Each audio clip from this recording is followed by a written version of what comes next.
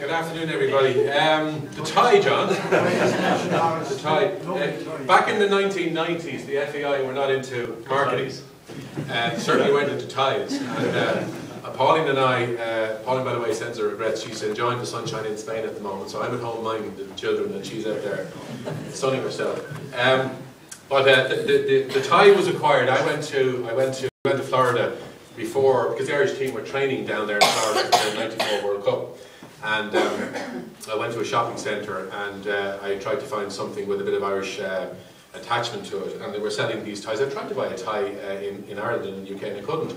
But typical Americans had a tie, and so I still have it. So it's a '94 vintage from Florida. This is a fantastic day for the Farrell family. I'm here as an interloper because I was Peter's son-in-law, and of course if I hadn't met Pauline I wouldn't be here.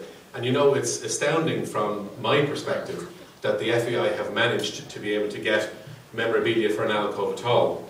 And the reason for that is that when I was going out with Pauline in the mid-1970s, Pauline managed to swipe the last single jersey, international jersey, that Peter still had left.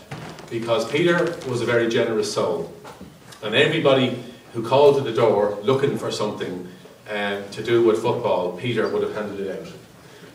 I'm told that the jersey that is in Pauline and my possession, and hopefully, well, will be in my own children's possession, was the one that he wore in September 1949 when Ireland beat England.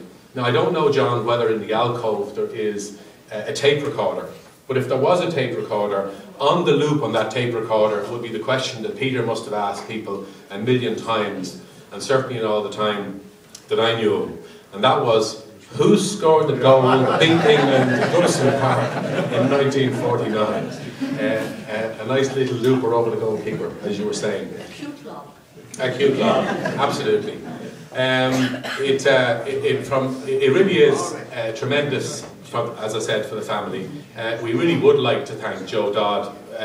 Joe's an incredible guy. I mean, my memory of Joe, I have lots of memories of Joe, not the least of which is arriving down late to Joey's in Sallynoggin, where Joe would be driving the team bus to Dunshaughlin or Dunsany or Blanchardstown or wherever it was going to be for the matches.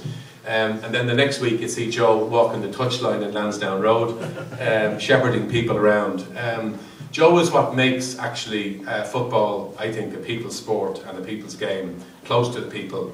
It's a tremendous sport. Coming from the side of the family I did, I can't say that I did too much in the sporting field other than play in the amateur league. Thankfully though, I have been lucky enough to have had 5 sons, and all 5 of those have played football at various levels. 2 of them still are, one in Australia currently playing soccer, and another boy who's in Florida on a soccer scholarship. So Peter must have passed on some of the genes to his daughter and then on to his children, certainly not through me. I just like to maybe finish there. Thanks everybody who's come. It's tremendous to see people from such a varied walk of life. If Peter was here, and Peter is here because I'm sure he's looking down on this gathering and smiling to himself, and people from TK, from Cabinteely, from Joey's, from Dalkey United, Shamrock Rovers, Everton. I mean, when you think about, you know, the breadth of involvement he had, to see so many people here from his generation as well as from the current generation, it's just tremendous. John, the family is also delighted that you've given us an open invitation to bring people here. It's lovely to see that this initiative has started, because I can remember Peter, lots of stories about Peter, but I can remember the stories about the 30 bob that they used to get paid for playing, and they'd play their match on the Saturday in England, and then those who were playing in England get on the boat, they'd travel overnight in the boat, and they'd meet in the Central Hotel or a hotel downtown, have their breakfast at 11, have some sort of a team talk, and be in Dalymount Park to play Spain or Portugal or wherever it was at 3 o'clock. And or indeed, I remember him telling me one time when he played in an FA Cup, I think it was semi-final or quarter-final, 72,000 people and a £4 win bonus.